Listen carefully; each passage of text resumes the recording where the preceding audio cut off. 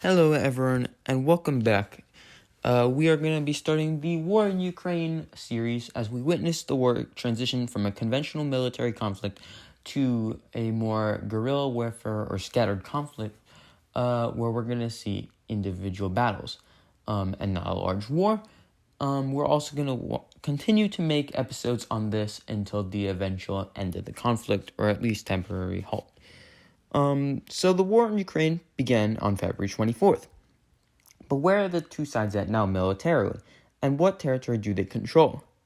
Well, in the north, let's begin there, where the Russian attack on Kiev seems to have stalled, particularly around these two regions, in the city of Irpin in the west, and over here in the southeast. In the southwest and southeast, the Russians made attempts to encircle the city, which would stop any supplies from making its way into Kiev. However, this was stopped due to strong Ukrainian resistance, particularly in the streets, where many Russians were killed or wounded, and many vehicles abandoned. So, what else happened in the north? Well, in the cities of Chernihiv and Sumy, seen here, Chernihiv and Sumy are major Ukrainian cities that were originally goals of Russia to take in the first few days. However, Ukrainian resistance in those cities has been much stronger than expected, and neither have fallen to the Russians. However, much of northeast Ukraine is still under Russian control due to the lack of defensible positions. This is because most of Ukraine is plains or flatlands, which tanks are very good at moving over. Only in cities and rivers can there be found natural defensive borders that can stop Russian attacks. Moving further to the southeast, we have the city of Kharkiv. The city of Kharkiv is the second largest in all of Ukraine and has been the site of some war crimes allegations, with many bombings happening in residential areas. And Russia claims these are attacking military targets, but it is hard to see how a hotel or an apartment building can be considered a military target. Nevertheless, the Russians have attacked, and the Ukrainians have resisted. The Russians have mainly only captured certain areas in the outskirts of Kharkiv in the first week of the invasion, but there has been little progress since then.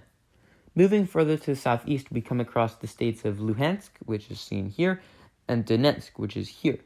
Luhansk and Donetsk were the original parts of the conflict, which began way back in 2014. In 2014, separatist areas of Luhansk, seen here, and Donetsk, seen here, rebelled, and these were taken over by separatists who had tacit encouragement and support from Russia, both in the form of military hardware as well as some soldiers, advisors, and economic resources. As seen by this red line here, for the most part, the Donetsk and Luhansk People's Republics, as they claim to be called, controlled many of the major cities in both regions. And Russia has continued to expand, particularly in Luhansk, where they have controlled almost the entire state. However, in Donetsk, there is much more resistance, especially in the key city of Mariupol. Mariupol lies in an area of Ukraine that would be crucial to Putin establishing his Crimea to Rostov-on-Don land bridge. This is because Crimea is separated from Russia down here by water, but is actually connected as a peninsula to the rest of Ukraine.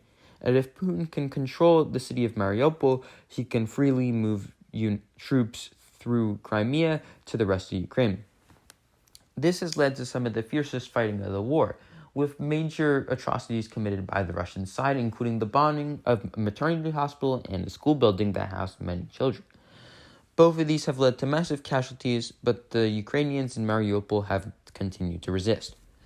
Moving further along to the south, we come to the area of the largest Russian advances. Russia has seized the major cities of Melitopol and Kherson, with Kherson especially being important. Melitopol can free up access up the river of the Dnieper, which can help them seize eastern Ukraine. As seen here, the Dnieper River runs all the way through here and down here, which can lead to many possible peace settlements. One which we'll cover next week was the possibility of a western Ukraine that was friends with NATO, and an eastern Ukraine that was controlled or influenced directly by Russia. In the city of Kherson, in the furthest to the southwest, we see the largest city captured by the Russians since the beginning of the invasion. Additionally, attacks from Kherson can go to Mykolaiv, which is another major city, and also Odessa.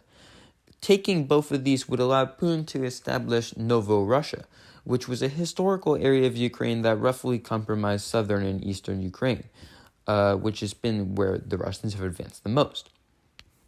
However, much remains to be seen, especially with the Ukrainians counterattacking and pushing towards Kherson from both the northwest and the northeast. Thank you for watching, and we will have more updates on the foreign reactions to this war in Ukraine next time.